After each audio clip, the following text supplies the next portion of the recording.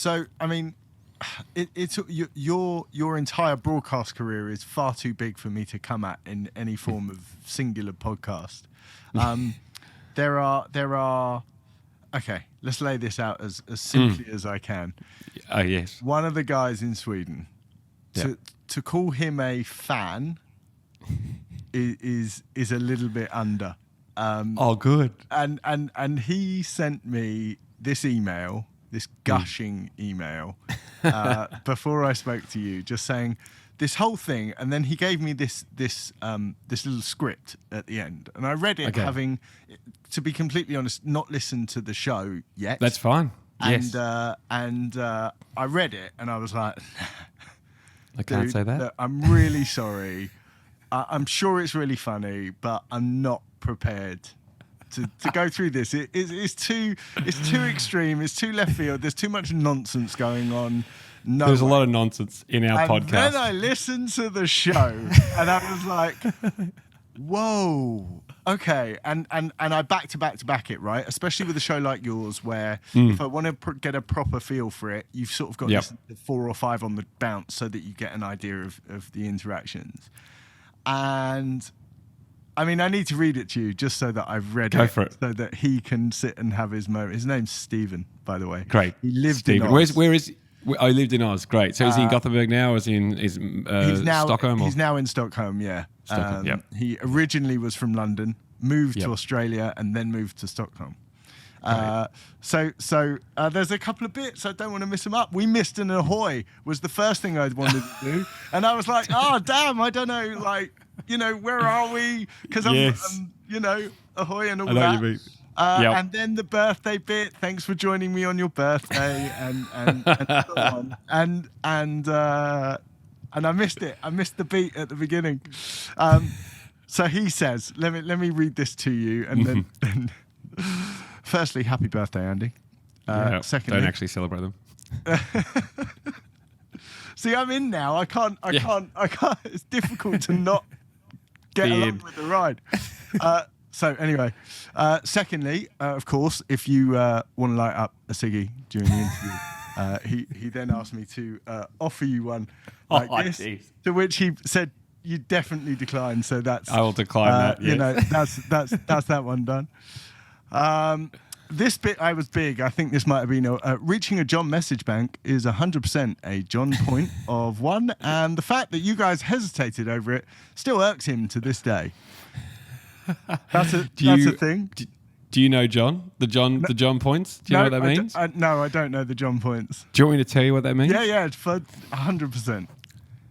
So again, for new listeners or people who haven't listened to the Hamish Andy show, it's mainly about listeners. It's about us, but it's mainly about everybody that listens. And thankfully, we've got more and more of them, so it gets more and more absurd with the people that join in their deep community. But we played a game for a while called Random John, which was essentially you call a random phone number, and if a John picks up, you get a John point. Now, we played this every week, and no one got a John for a very, very, very long time.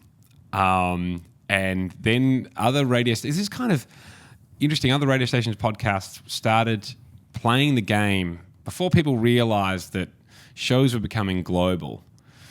We had people like radio shows in Canada and radio shows and one in Ireland and one in playing your game, playing our game, which happened a lot. To be honest, before the podcasting really came to fruition, people would steal segments all the time, and then what they didn't realise is podcasters, because we started the podcast so long ago, would be listening in those particular countries and email us and say, "Hey, just so you know, call." Brilliant. And then we'd say, great, can you get a copy of that? And then we'd play it on our show, and then they would hear themselves back on our show because they were often trawling our show for ideas. Yeah, and so, but with all our ideas, we don't really mind if people take them and go for it. We just love it creating more fun. And so we decided to have an international competition of Random John. So if you were on any podcast or any radio station in the entire world, play Random John. You're only allowed to play it once a week. And if you get one, you'll hit the leaderboard. But it's so difficult to get a John. And John is obviously far more of a usual name for us in England or in Australia. I think the Chinese or the radio stations in Dubai had a much harder time of it. It's it goes on, and I'm going to finish it just because it leads me to where I want to know. It says, do you have any of the following items still in your possession? A gold-coloured watch, a whole lot more Chicken's chicken hat. No. A bottle of Andy by Hamish. I do. And if the Cool Boys and the frontman ever did a European tour, he said he could sort you out with a private jet. Because that's what else he does. Really? And really. I think that was a genuine offer. Like if you show up in Europe, I'd call that card if I was you. Brilliant. And he signs off with thanks for a decade of making me laugh. That's nice of him.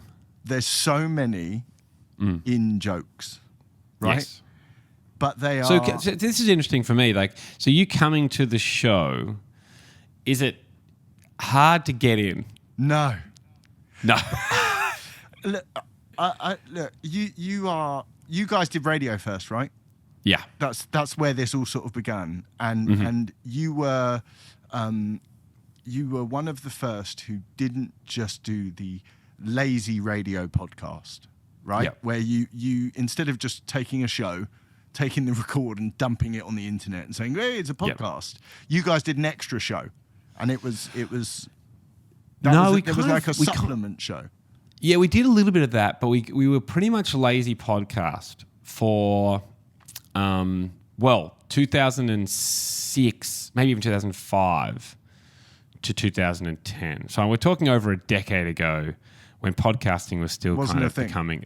Yeah. And then it kind of began to switch. We began to basically do a podcast that they played on the radio rather than the other way around.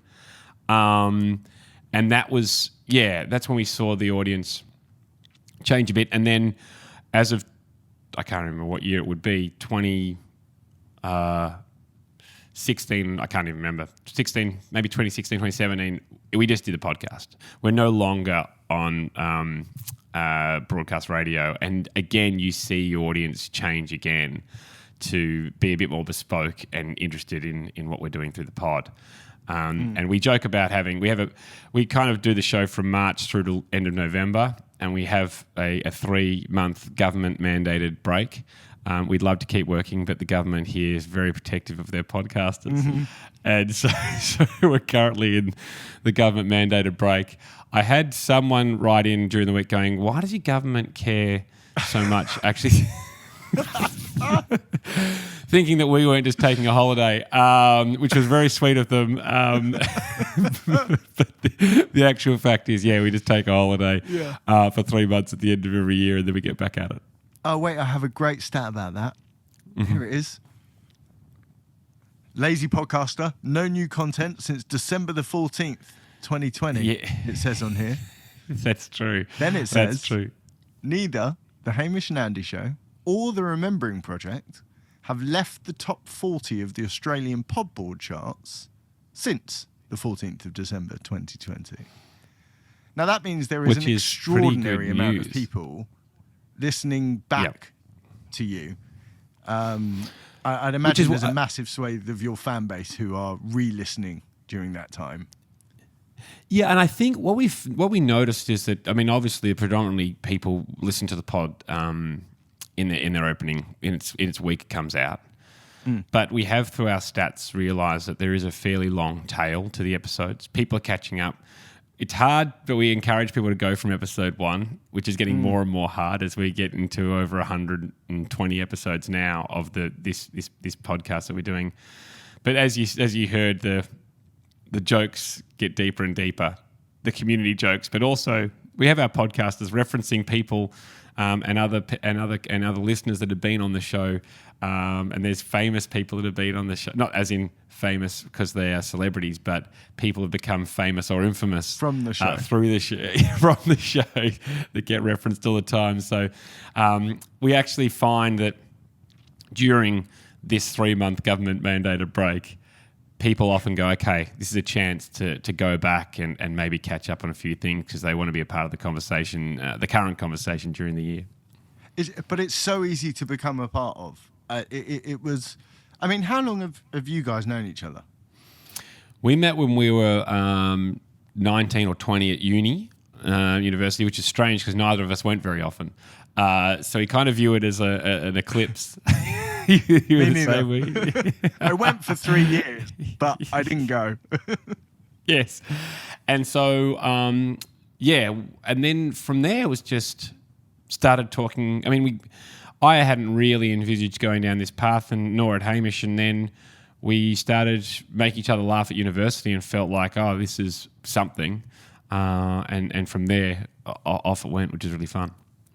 It sounds so much like old friends with deep references, right? Like there's an old joke built upon an old joke built upon an old joke built upon an old joke. But it's so apparent that the entire listener base are with you with it. Like, you turn this content all the time. Sorry, for people that haven't listened to you, first of all, why not? By now, surely you've paused this interview and gone, at least hit the subscribe button and work out what's going on here. You have it segmented, regimentally segmented. Yep. In fact, it was one of the first times I've ever seen a pod come through on that format on what I was listening on. Each of those little nuggets of content, for want of a better word, seems so expertly refined and so detailed, and yet at the same time they feel so ad hoc. You know, like there was one I was listening to. Right, okay, so I'm catching up late on coin sagas. Right, yes. you give out the unbelievable coins, right? Yes, and you were talking about the cheat. Right? And that whole process, that whole run, it was so long, right? That whole story, it built all that way. And then one of your producers maybe phoned him up and did our producer phoned him. Yeah, and then I got back onto him. I mean, that was the thing. I suppose that was one of the things about our podcast that we borrowed a lot of things from radio. And one was when I listened to podcasts, particularly early, they were long. It was kind of like a comedian would sit down and just put two mics together and either with another comedian mate search for jokes forever and eventually land on some, and it'd be really amazing and hilarious. But it didn't really move along at the pace that I felt was necessary, and you know, our attention spans are getting shorter and shorter. So, and Haim felt the same thing. So, in radio, you have songs and ads to try and that kind of earmark you, and you're told not to go very long. We always used to go too long, but it's still there was a sense of urgency, and also within other pods, if we don't break up the segments for us. We don't know when to kind of move on. When is the well clear of all the jokes in that stuff? But with the sense of urgency and which we create in the pod, we have that bell that if you hit the bell, we're going to move on. We found that the urgency was still there, and so the podcast is fuller. We do get stuck and do very long things from time to time, but at least there's an urgency to the pod, and then more and more content kind of can be added that way. But like you said, again, borrowing from the radio side of things, we would you'd put effort into some of those particular breaks, and that one in particular I'd worked on because it was a surprise for Haim, and getting all the different. Essentially, if people hadn't listened, we made a crime podcast within our own podcast, and getting the most famous crime podcast guys in Australia to voice it, and other celebrities and so on to be a part of it is great fun, and you might put that little bit of extra effort in for those little bits and pieces. I mean, just for people that don't, what is the coin thing? How do you get a coin? Right, so Haim got minted H&A coins, Hamish and Andy coins, and essentially you can win them through the show, and they become really coveted. And that's the reference you had with the gold-coloured watch. Originally, our show was called The Business Brunch, and we would do a fake business podcast of a morning. And people could win a gold-coloured watch because we always thought that at businesses they often gave out gold watches. Ours is just gold-coloured.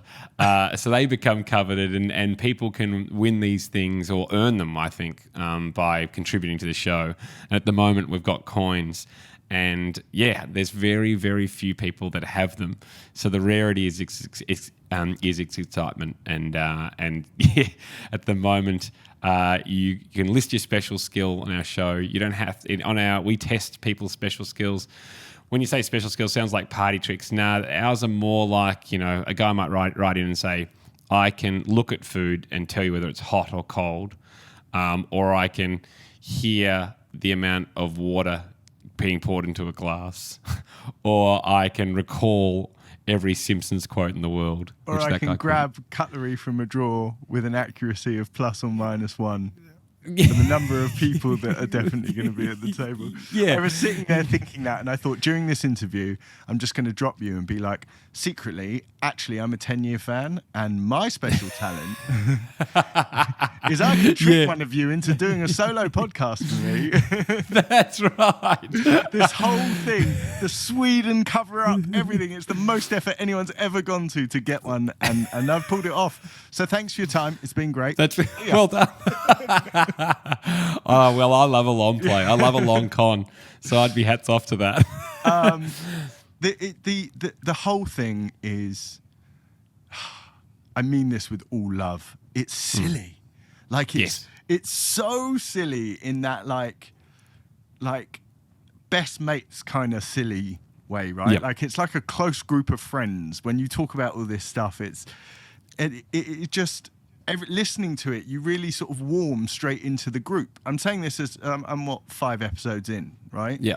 But I already feel like I get it. I'm in that ecosystem. And one of the things I have a problem with, I was saying to Stephen, your mega fan in Sweden, but before, is this gig has meant I'm listening to so many great podcasts because I'm speaking to people, right? And I'm having to go in deep. So I'm like layering these episodes. I'm like, I'm out of time. Like, I my original podcast library is now replaced, exactly, and it's getting so overwhelming because every time I speak to someone, I'm like, this show's great too. Damn, how do I fit this in? So how do you discern? I mean, that's a really interesting part, I reckon, with online media at the moment. There's so much choice. So how do you choose, and also how do you think people get to stick with them? I know Hamish and I wanted to do a podcast because we were listening to Ricky Gervais. That was when it started for us. We loved the pod he was doing with Steve Merchant and Carl Pilkington. And so we were super passionate about getting it up. And the radio station at the time had no interest and didn't care at all. And so they kind of let us just do what we want, and off we went. But, as different shows build and you some people float in and out of different things. I mean, how do you decide which ones you're going to listen to and which ones you're going to keep? That's a high pressure question. Yeah. That's you. For me, my journey in was the first part, right? I say this all the time, so I'm mindful, but I used to listen to talk radio all the time. It was a mix between news radio and sport radio, but that was basically what I listened to. And they were radio stations which, having done radio yourself, although not conventional talk, is engineered to make people angry so that they participate in the conversation, because fury is so much more likely to get you involved than that's nice, right? So I found myself furious all the time, like angry. And a buddy of mine said, look, you have to understand that you're driving around a lot, you're listening to a lot of this stuff, like you can choose what goes in your ears. Listen, I've been listening to XYZ, right? Yes. He sent me the Joe Rogan show, which is a fairly solid place to start in podcasting. And I was hooked on it straight away. I mean, I rammed it like no other podcast existed for a very short space of time, I caught up. Yeah, on, wow. Like 1,000 episodes. I have it in my ear all day, right? I wear my AirPods. I'm walking around. I'm doing stuff. I'm producing other people's stuff. I sort of have one in, one out, one. And so I sort of got up to date, basically. And Wow. then I expanded what I was looking at. I was like, okay, now it's easy because I'll just go for guests that were on his show that talk about the fact they have podcasts. Go and listen to a few of them, and you have like that natural bloom of discovery. Now, that was working really well for me, although my podcast subscription list was basically made up of American comedians. Because obviously that was the arc, right? A couple of the sciencey ones, but I'd got so used to the comedic line of conversation for podcasts that listening to 2 hours of a science-heavy podcast was informative. But again, I'd listen to it on like 1.5 speed and like use it as an information ingest rather than something I wanted to spend time with. And are you finding though that they're kind of the same? Like, Some of there's them only are. So I can tell you, I listen to now more than Rogan, Bert Kreischer and Tom Segura, Two Bed, One Cave. Like that's my now sort of, that's where I go. They don't release enough, so it made me look in a few other places. I'm sure they'll be gutted to know that. But as soon as I started doing this, we've spoken to so many great ones that my discovery platform has changed. Like I said to Steve before, I've got the most ridiculously priced, personalized podcast discovery platform. Like, I get cherry picked literally the world's best podcasters put in my lap, and not only do I get to listen to them, I then get to engage in conversation with them. Yeah, and I get a real feel for what this thing's about, right? Like, it's very easy. I spoke to Ryan Jesperson. He's a Canadian guy.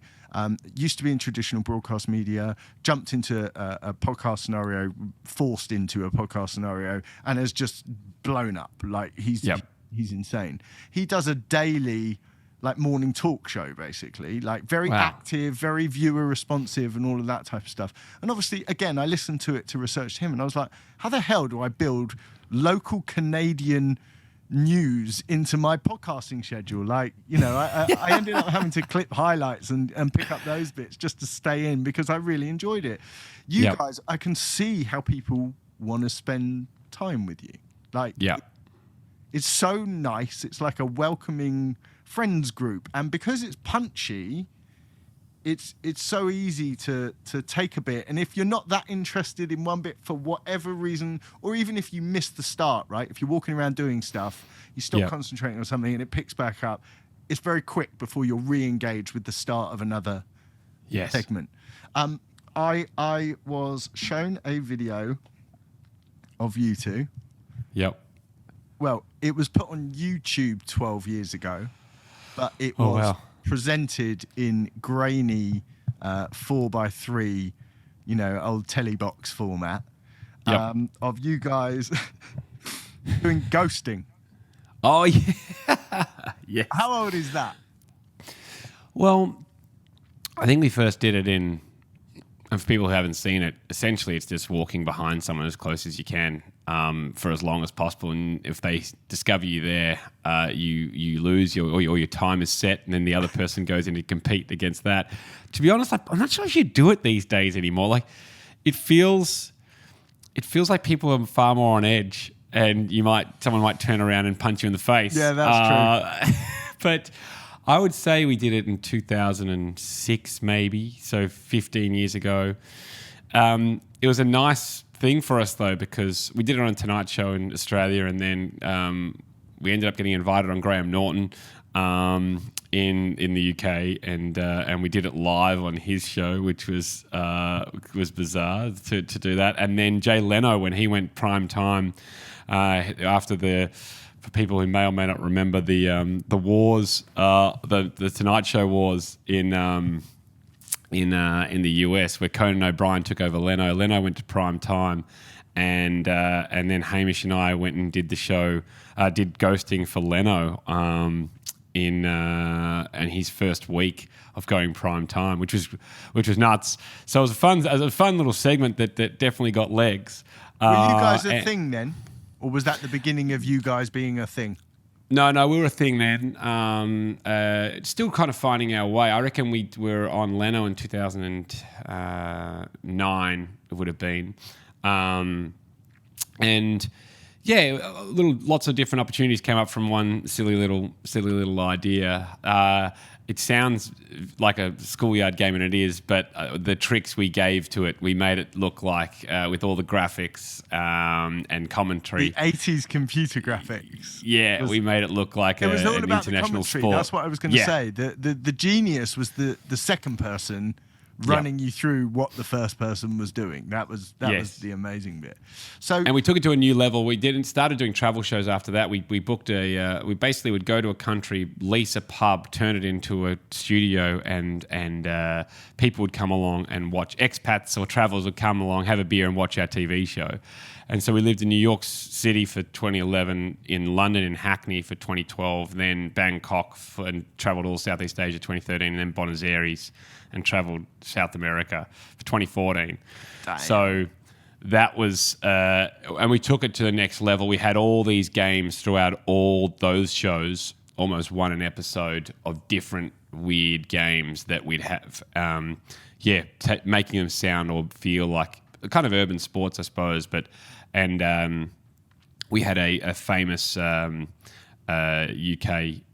soccer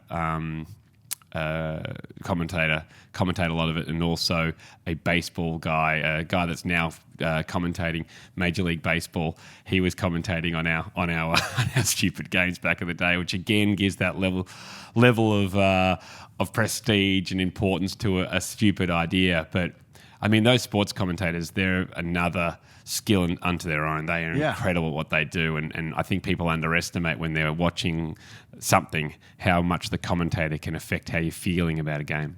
Is tennis on the horizon for you as a commentary thing?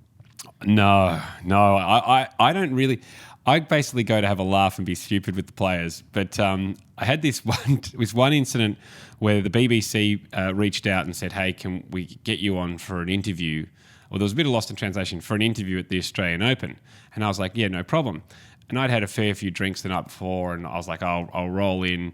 And I said to them, what time? And they said, it's going to be about 1 o'clock or something in the afternoon. Or no, it would have been later. I think it would have been 5 o'clock in the afternoon. I was like, great, meeting my mates for some beers. I'll go in and do this, and I'll pop across. And I get there, and I said, how long is the interview going to be? And they said, 2 hours. And I went, that's a long interview for live radio. And he's like, no, you're commentating. And I don't know. For the BBC? Yeah, and I don't know. It must have been BBC Sport 4. Is it BBC 4 Sport or? Yeah. And so I was like, guys, there's been a terrible mistake. I don't really know much about tennis. And they said, well, you're going to leave us in the lurch if you don't come and do this. And I said, well, I'll give you an hour, but I think... Oh, my God, where is the recording of that? No idea. But I was alongside, and forgive me, tennis fans, and particularly this broadcast, I was alongside a very famous British tennis player, ex-tennis player, who I don't remember his name, but... and I was his co-host, and I feel sorry for him because I was not adding really anything helpful to the broadcast. But the other thing about sports commentators, particularly in tennis, is they'll call their bit. They don't really banter that much. They'll call their bit, and then they'll say, John, and then you pick up the commentary, where I'm used to people chatting back and forth. And so he would say his bit and then go, Andy, and I'd ask him a question almost straight back because I was trying to pad, but he'd already taken off his headphones and was writing notes and working on his next bit. So suddenly I'm on my own, answering my own rhetorical questions. But it was a fun experience for an hour, but I was glad to get out of there. Do you know what? We've not spoken much about your professional other half. Yep. You guys are obviously experts, specifically in this this sort of digestible content size delivery. It seems so ahead of its time from when you started doing it to basically now it's the desired way of ingesting any form of it, right? Like your show could easily be broken down into 5 parts. Each of those individual parts can easily be digested independently. It feels like when you're on that Facebook flick that it would pop up and you'd get 4 minutes of something and then you're happy and off you go. How much writing goes in and how much of it is organic? Like, how much of it is you throwing something out there and relying on people? You guys obviously meld it and point it in a direction, but how much of it is created live? Or as it goes? Almost 100%.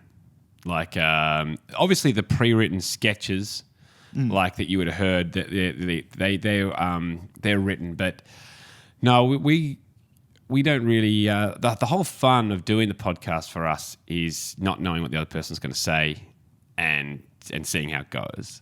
So it's there is thought put into what the break might be about. There's a lot of preparation for the game. If you kind of look at it like a soccer match or a football match, it's like, we feel like we know what areas to play in, how to run around, how to kick and stuff. But when they're in the battle, it's like, okay, what skill are you going to draw upon? And it can go in any direction. There's so many times where I'll have an idea and I expected it to go one way, and Hamish takes it in a completely different way, or Jack does, and you got to run with that because that's where the fun is for us. The fun is in the surprise and in not knowing, and then you find genuine laughs. But we're always looking for. Well, I'm always looking for playgrounds, like little ideas that I know Haim will like, and sometimes he doesn't and doesn't even get it, and we quickly move on. But that's the advantage of having small segments.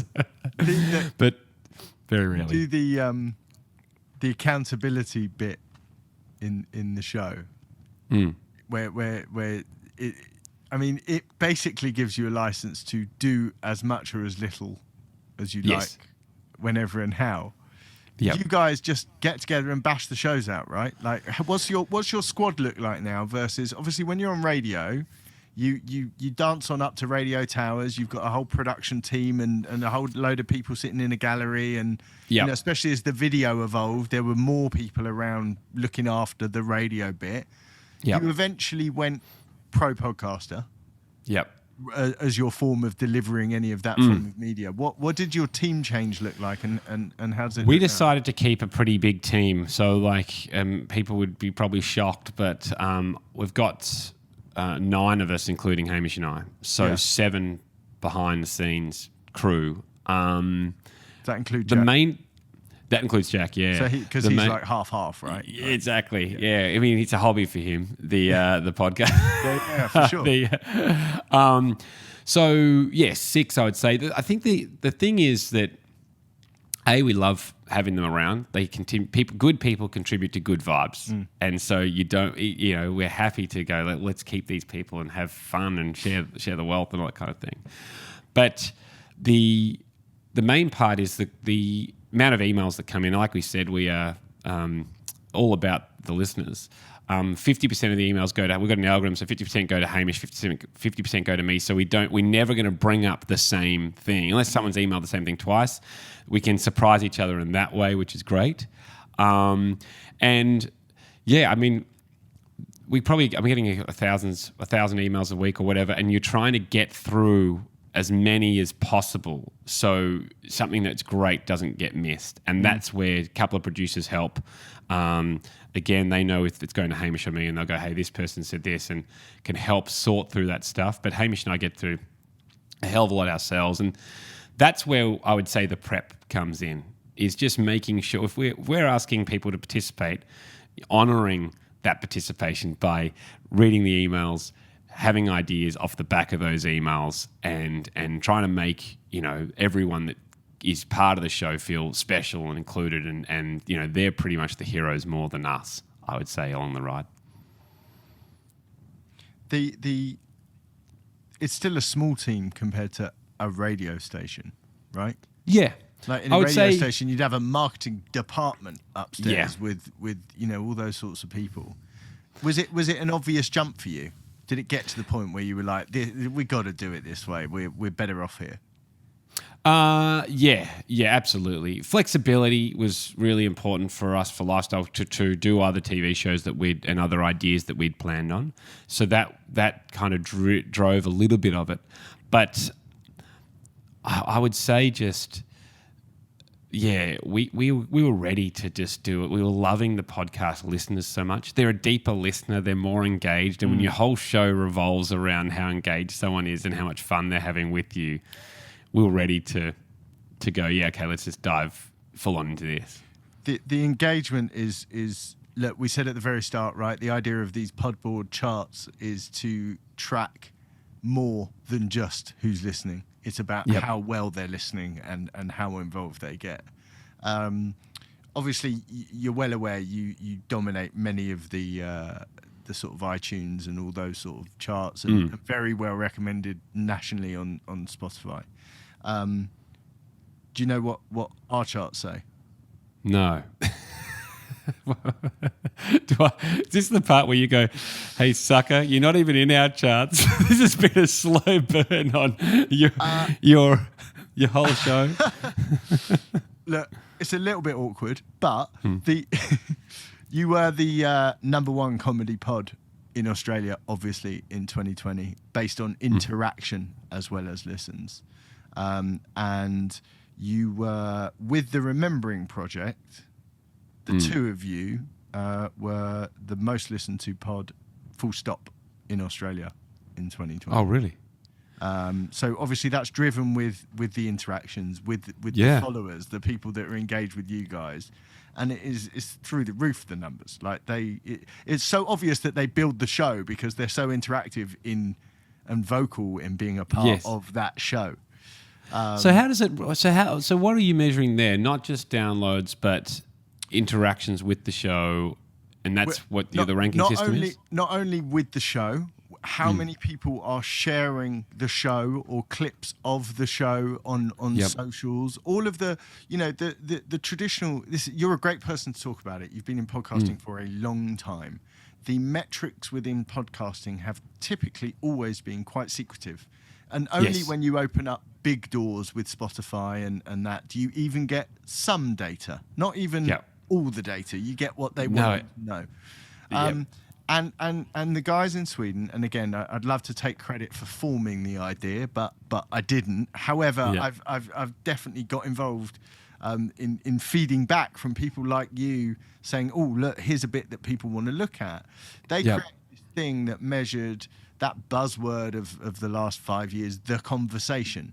And the conversation is so much more important in terms of, are you listening? I told you at the beginning, I'm doing homeschooling at the moment, right? Any kid can sit and ingest a bit of information. But the real, you got it, comes when you ask them 3 questions about that information and they go ba-bam, ba-bam, ba-bam. And being part of it and present within it is so important. We think not only for people knowing what's cool and what's not, but advertising metrics on this have been blown to pieces. There is no tangible, measurable way, with the exclusion of merch and codes, which is just getting a bit old-fashioned now in terms of understanding an audience, right? Loads of people are. How many people are using the code Hamish and Andy to get 10% off because they've Googled for that code? Rather than, it's too much. You can't actually accurately work it out. And all the old media tricks of giving dedicated phone numbers for each shows to work out the incoming, the spread is too big and too far now to know whether it originated from there in the first place. And advertising now for these types of things is about getting, you want your right crew, your guys, your gang, the squad that follow you. They're of a type, right? They get a certain way and a certain thing, and therefore if you want to speak to them, you guys are the way to speak to them. Over any other form of broadcast medium, any other form of traditional marketing media in any way, shape or form, if you want to hit your demographic, which is huge, the podcast certainly over the next 5 years is going to be the guaranteed way to get in. And their concern was the lack of accountability and measurability of those metrics means they felt they couldn't just rely on charts anymore because they're not illustrative enough. We spoke again at the beginning about that legacy factor where you said you guys were wondering how many people are getting this without ever listening to it. Yeah. Hopefully they're changing it. Although I guess the conversation point with the Podboard means that everything you're being told from everywhere else is still pointing in the same direction because you're top of all that stuff too. No, I know what you mean, and look, we've only in recent years looked more into it because it's more just say it's fun, whatever, let it go and have its own ride. But we know now completion rates of the pod, which are really great. People get to the end of it, which is nice, and all those things. Apple's one's unusual, but it kind of measures. It really preferences new pods coming along, which makes perfect sense to me because there's no point just having the same top 10 because everyone already likes that. It's people look to charts to see what's new, and they want more people listening to more things and all that kind of stuff. So I find it really fascinating. That's when I first saw you guys through Twitter. I was fascinated to hear more about how you guys are going about. I don't really love the idea of the ranking system, and there's a ranker in Australia and so on, because it feels like there's a competitiveness to that, which is the opposite of what I and Haim feel about our pod. We never feel like we're competing with anyone. There's enough room to go around. But I do podcasting, right? Yeah. This is I have spoken to some astonishing people over the past couple of weeks, and not one of them feels competitive. No. The most amazing thing about the medium is people get to put their thing out there, and if people are digging their thing, they get to go to it. And the best part is podcasters recommend podcasters, talk about other podcasters with no fear of going, I might lose a listener. If I tell someone to go and look at some other Australian comic, there's a chance they might not listen to me anymore. It's not how it works. There's none of that stuff. And it's, I fight very hard with the guys to unsensationalize the podcasting stuff, because the whole point of it is it's a friendly, comfortable, safe, unpressured space.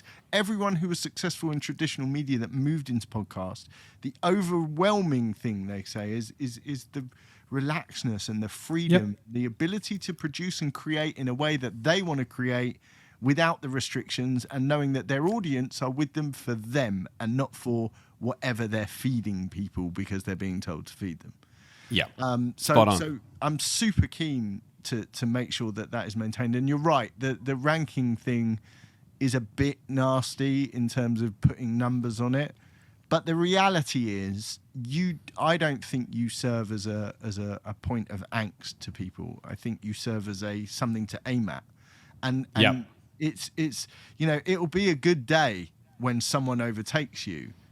But not because anything will change from your perspective, because it will have meant that there's been this evolution in flooding of new listeners, and it means that there's all that more space and all that more time for more of this stuff, and it's only going to inspire you, right? If you like, Hamish, listen, off air, but dude, we're number 2. I'm not sure what happened. We're number 2. We need to spend a weekend away writing, because this needs to, ultimately it only drives it better.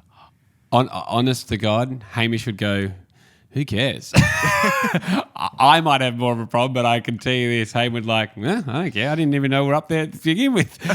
And what's been funny, and Hamish and I have been really lucky, but when they're on the radio show, which went really well, but never even knew what day the ratings were coming out. Would come in and sales teams would clap, and we're like, what the hell's going on here? But it's because the show is so important to us, and I think that's the driver. And whether look, I won't lie, it's lovely to know that we're number 1 and all those things, but the best part is someone in the street asking me for $1, or wishing me a happy birthday, or offering me a cigarette even though they know I don't smoke. That's the best part of the whole thing. Don't you? You definitely don't smoke. Don't you start. It's Look, it's amazing, that stuff. I love it. It tickles every part of me, and I don't know if that's just I fit your demographic or whether it's because the show is great. But look, people are going to check it out that maybe haven't before. If you had to sort of give them a sort of headline into the Hamish and Andy, bear in mind a lot of these people will be international, yes, rather than Aussies. Which is nice. And that was the actual one thing, because obviously since we went to Pod, we've been more into the data, but seeing in the last 4 years go from 10% of our listeners being overseas to now 20%, I do love that. I mean, Hamish and I have visions of one day being able to just travel the world on our listeners' couches and just go to every single country and shack up. You could do that now. You strike me as a couple of guys that would actually get away with that. Like, you did that basically, didn't you? With the pubs. Yeah, pretty much. Yeah, pretty much. So I think that'd be an awesome. We go. We'll do a podcast from your house just as part of the rent, so you can have the live. Interaction, and then just go through every country of the world. That would be amazing. Probably a bit tougher for Haim with 2 kids and a family now. But I think for anyone that wants to try and come in, essentially, I mean, I don't really know how to describe it. It's about you. It's a show about you.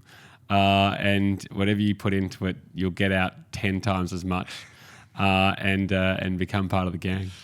I can add to that I highly recommend you give it a few, because you will miss a lot in the first one. You tell everyone to go back to the start. It may not be possible right now. Yeah. But whatever you do, don't start on the most recent. Pick 4 or 5 back, because by the time you're up to date, you'll be up to speed. You won't be in, but you'll be up to speed, and you know what's going on. That's lovely advice, mate. You're obviously a veteran podcaster in the sense that you've been doing it basically as long as it's been realistically accessible to the millions. What you've had a very easy into it. It hasn't been very complicated. You've been media and all that sort of stuff. How do you see the new people coming in who haven't had that, who are doing really well, right? Like, there's a lot of people out there. How does that factor with you as you've had, like I said, you've had an easy run in. They have a lot of work to do, but they're producing very different things now. There's a whole load of different stuff. What do you listen to? Do you listen to anything? I get caught bouncing around. I'm one of the big samplers of things, which makes me terrible. I'm terribly fickle. It's the same with TV. Within our company, I tend to watch one episode of every single thing that comes out just to see what they're doing, and find out more. I love a true crime podcast. I know that sounds bizarre, but I spend a lot of our time laughing and working on comedy stuff, and so at times I tend to not go down the comedy path when I'm listening to podcasts. But, with also a lot of friends and people saying, hey, can you check out our podcast and help out with tips or anything? So I find myself going through a lot of, consulting, which, I would never put it that way, but just listening and seeing what, I suppose what Haim and I also said at the start of the whole process was, 10 years ago, podcasts didn't really sound all that good. Normally people were just putting their phone down in the middle of 2 people and just popping them up. What I do like is the evolution of everyone's quality of the product coming out, and that to me, I've always been really passionate about something being really listenable and making sure it's the best quality. I know you're the same, James. But yeah, I love the Daily. I suppose the one that I get into the most, the New York Times, the Daily. I know that's a strange, but particularly in the lead up to the election, I really like that pod and finding out. I like America, or parts of it, and so I like seeing what they're up to and getting different takes from the New York Times. So that'd probably be the one I listen to the most regularly. Yeah. No Aussies.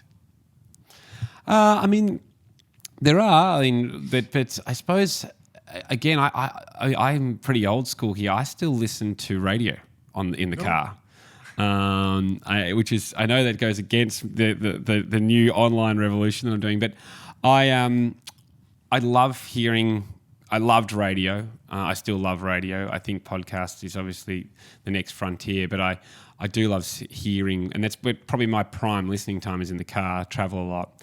I do like hearing what people are up to or trying in that medium, and also just seeing if it's changing a lot. At the moment, it's probably not evolving as it could,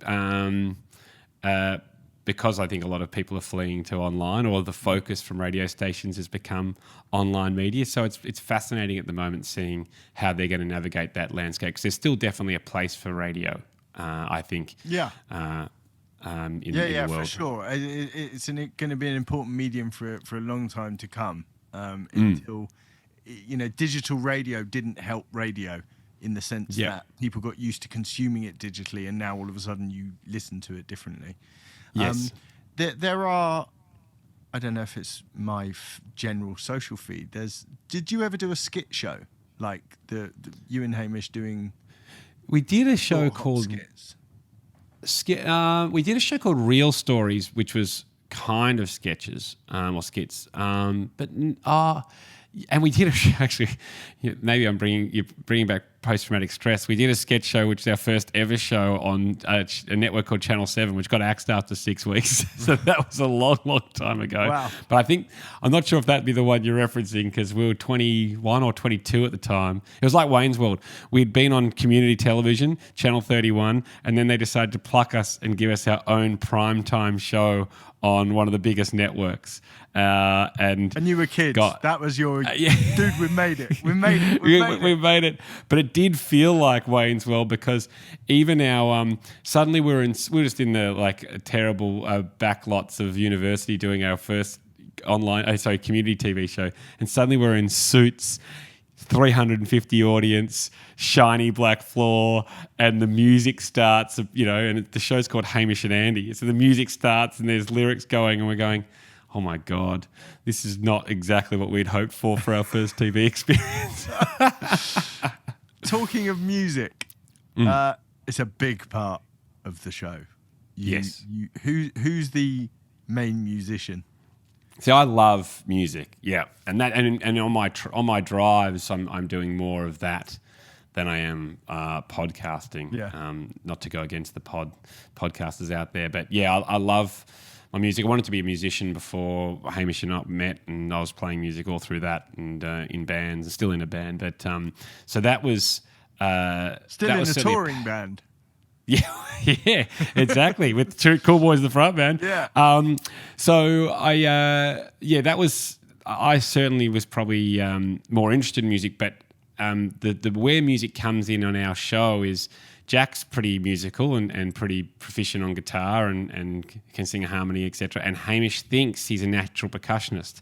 So it's amazing. And he's actually, I would never admit it on our show, but he's actually pretty good at drums. Yeah, beep it out, redact it. He's pretty good at drums, even though he's never, ever had a lesson and never really ever played it. He only plays electronic drums. He doesn't play analog drums. And so we have a funny... When the three of us come together, it's as if Hamish is the best musician, although he's the least equipped to say so. And and music becomes a good part of the show. That you do basically a theme song for the segments. Yes. So presumably there's quite intense effort in terms of making sure they fit for each bit, and every time you change it, you got to do a new one. And yeah, but I love that part. Again, about making the listener or the podcaster feel a part of the show. If anyone comes on the show, they generally get their own intro tune bespoke to them. And I love doing those, and so does Haim. But I wouldn't say that it puts us down to being good musicians. Essentially, we just pick a parody song, or if their name rhymes with a famous song along the ride, suddenly we're just picking that out and singing lyrics over the top of it. It's another one of those bits that could only come from a long time You know, like Yep. as you see them all meld, it's only you only realise, okay, that must be a thing. I think. When with Jack and the rest of the team, how I'm saying this in like it's preloaded, like how important are they? But from look, half of the people that can listen to this are podcast fans in general, many of which will be your own ones because they'll appreciate hearing a something else of you. That's why I didn't feel bad about going in on the show stuff because fair enough. This is for all of you guys.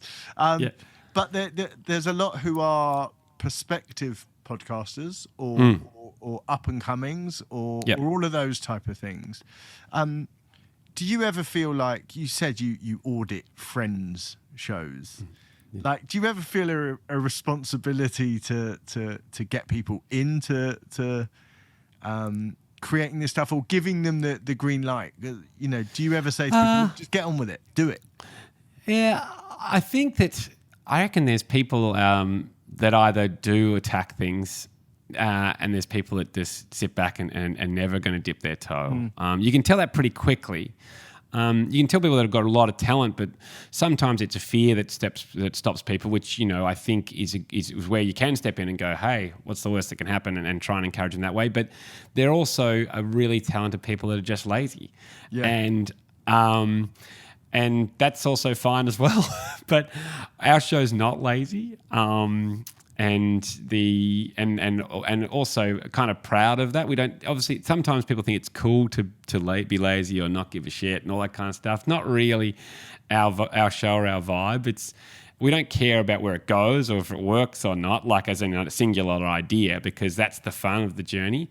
But we're still putting enough time and effort into getting the best outcome, making sure it's a good quality listen, hopefully, for people. And I think that's, you know, people are full of excuses and some will go, I don't have enough people working for me or I don't do this and this. Our team has grown because we could resource it to grow. Early on, we would do everything. We'd take our own calls on the radio. We'd look at our own feed, all our own emails. We'd build our own sketches. We'd learn how to use the audio software so we could build them and get better on. And so it basically was a two-man show from the get-go, and only through luck of and through resources now you can outsource a bit of that and find time to do other bits and pieces. So I don't think, particularly in this day and age, there should be really anything holding people back from putting something out there. Because it's so easy now, right? Like the gear that's available. You're as pro as they come in terms of podcaster, and the stuff that's sitting in front of you that you're talking to me on now is what, 700 Aussie dollars, something like that? Exactly. Yeah, exactly. And 10 years ago that was 10,000 Aussie dollars to do the same thing. A shock to the system. And we had similarly for when we went into lockdown, we did the show out of my house because for COVID reasons and social distance, and we used exactly what we're talking to each other on now. And it sounded pretty much exactly the same. Yeah, so it's amazing. It is amazing. There really isn't too much of an excuse for people to do it. Where's the studio when everything's normal? We go into there's digital studios inside the radio station we used to work for. And you're still there. So which is great. We can call upon those resources. Parts of the show people are referencing, you know, the deep listeners sometimes bring up things that happened 10, 15 years ago. So it's nice to have the archive there and grab it and play around with it. So it's all looked after from that side. Yeah, so we've got I've got the same audio producer that we had on the radio show 10 years ago, so he even knows what we're talking about when people bring it up. So there is there's a lot of IP there in our personnel, which wouldn't be readily replaced or easily replaced, and not that we'd ever want to. So yeah, there's certain parts of that which we're lucky to still hold on to. A couple more podcaster questions, if I may. Yeah. Things like merch. T-shirts and hats and all that sort of stuff. how important was it for you to sort of initially drive it? One of the things I constantly try and get across in these is that for the up and coming podcasters, those people that your first fans that buy those first hats and caps and shirts and whatever, like, how big a deal is that to you? Like, it still goes on, obviously. Yeah. We never really got into the merch game unless it was a joke, unless the joke was in the store or the joke was in its sales. So we never have brought something out just to make money. Yeah. Again, that's the luck of coming from a really heavily resourced radio show that went well. I know people have to bring out merch now to supplement the podcast and keep it going. I think that's really great. And I think merch is fantastic in that regard because, yeah, if you see a jumper with a show on it, people ask about it. So you're sitting there and you've got your billboards walking around, which is good. For Haim and I, it generally, like you mentioned Andy by Hamish at the start. You may not be aware of that backstory, but Hamish did a deal with a big company to bring out a fragrance called Andy by Hamish, and didn't tell me. That is so much better than I thought it was. So much better and so much more befitting of the two of you. And so it was pretty awkward on air when he told me, because in my head I'm like, no, I don't want to have a fragrance. And so yeah, and so it was really it was awesome. It was an awesome adventure in the end. But again, the only adventure you can go on when you truly trust your friend, and you've been best mates forever because there was money involved, and he went ahead and signed a contract using my name and likeness, and without asking. And he said during that whole process, because the process for him took months, without telling me, and there were points where the company that was going to distribute it and bring it out, it was a big pharmacy kind of chemist warehouse here, which do a lot of these type of things. They, just before signing, apparently Haim told me that they turned to him and said, "You sure? Because we don't want to get sued here." And Haim's like, no, he'll be right. Trust me. So suddenly, there was a fragrance being brought out in my name, and Hamish is like, now we need to organise the photo shoot. And I'm like, nah, I'm not doing this. And so we negotiated to the fact that he was only allowed to have one photo, not a photo shoot. He could set up everything, but one click of the camera. So, I mean, I know, like, back in the day, they talked about the major supermodels like Linda Evangelista and Elle McPherson, Cindy Crawford being divas. No, I don't think any of them ever insisted on one photo being taken, ever. Amazing.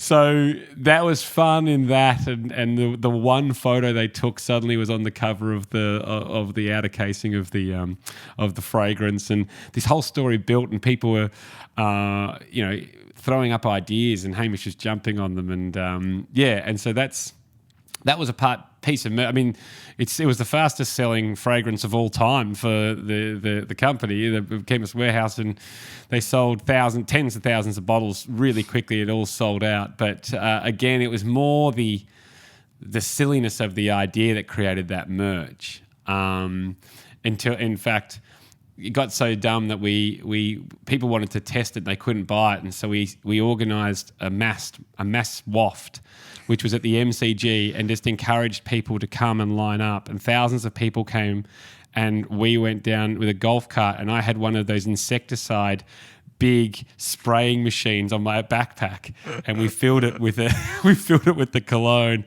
and just mass wafting, rode past everybody on a golf cart and just sprayed cologne over everybody. It was quite fun. You guys, look, you obviously work very hard, right? It is very, very difficult and very, very intense work to make things so relaxed, right? I know that sounds, is that right? I mean... Yeah, I would say, work, it doesn't feel like work. I'll honestly say that. But we do like the prep. When we're doing it, it doesn't feel like work at all. Yeah. The preparation, finding the right environments, all that stuff. Yeah, absolutely. You work hard to make sure that's all right. Yeah. I didn't want to detract from the hard work by following up with the next bit that says, "You guys are unbelievably lucky, right? You were buddies at uni. Oh yeah. Like if you could have written your path from that moment in time, you would never have written it like this. Like it would have been beyond the realms of anything you guys thought possible. When Steve first said, you're gonna be speaking to Andy, I was like, cool, great. I'm looking forward to it. He goes, look, I don't know how else to put this to you. They're like Ant and Dec in Australia. Like they are the two. With all the other stuff that you guys do, is the pod going to be one of those that all this other stuff's going to change, right? You're presenting the Cube and Hamish is off doing his other bits and all that. The pod always remains. That's where it all comes back to. Is that what you're going to be doing when you're grey and everything else has run out? It's going to be you two still doing the same thing? I think so. It's funny you say that with when the Little Britain boys came out to do shows out here, and they asked us to be on their TV show, basically a documentary about the whole tour. And when we were answering questions about Dave Williams, Matt Lucas, the little super came up below and just said, Hamish and Andy, a sort of Australian Ant and Dec. That and look, I'm fond of Ant and Dec. I think their humour is not anything like ours, really. No, they're not the same thing. They're nowhere near the same thing.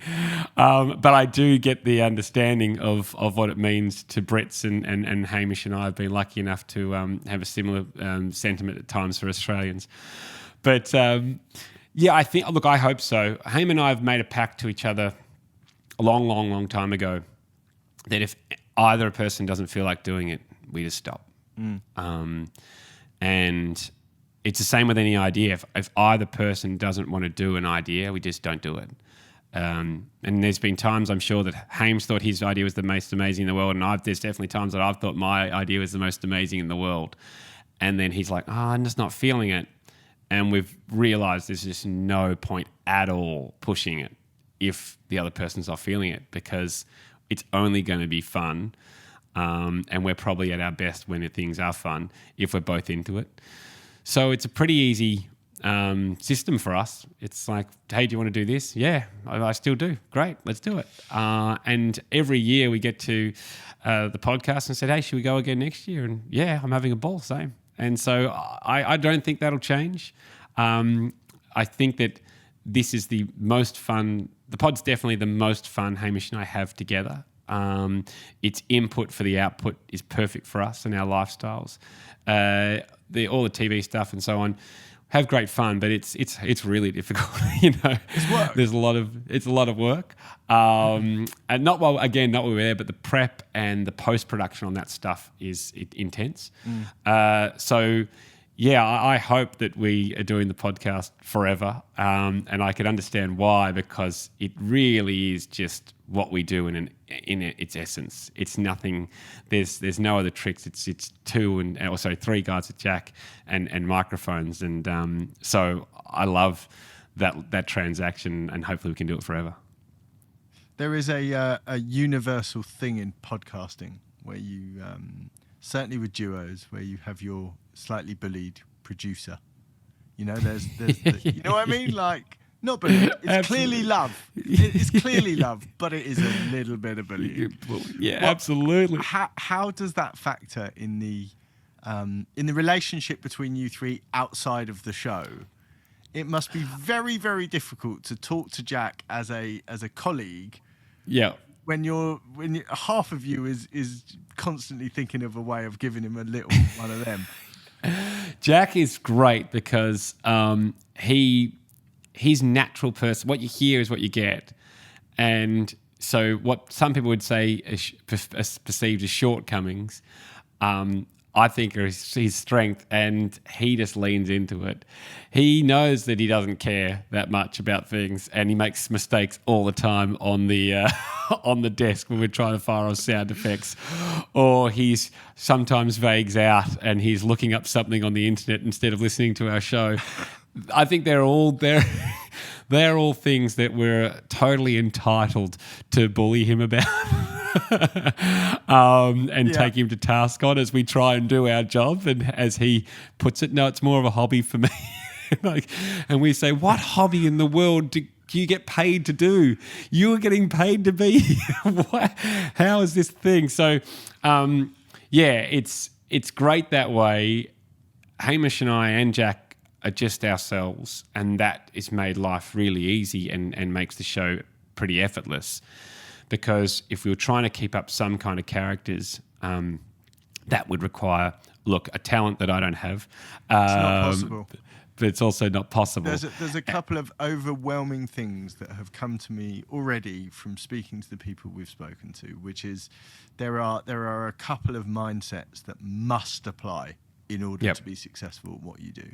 The liberating freedom of doing things because you're choosing to do them rather than doing things because you're being told to do them in any way is enormous in terms of letting people do it. I was having a conversation with my kid yesterday with my wife where she was saying with her mother, you have to go to university. You have to. And I said to him that, dude, honestly, just make sure you love what you do. Like, it doesn't matter how much you earn. It doesn't matter what anything. If work isn't work, you're going to have a great life. It doesn't matter what way you look at it. You know, you've obviously done all right out of it, but I get the impression if you made no dollars out of it, you'd still run it all the same way. Like this is never been different. Yep, spot on. And we're really lucky in that regard. In fact, a lot of the decisions Hamish and I made along the ride involved us making less money at the time. And then because of the organic nature and fun it created, it probably ended up being more fruitful. But it all comes back to just doing what you love. And I suppose that's the level of care that we have for each other, and is that as long as it's going to be fun for both of us, we, that's the reason to do it, and the other stuff will sort itself out. So it's pretty cool that way. Yeah, it's nice. The solid news for Hamish and Andy fans then is you're not going anywhere.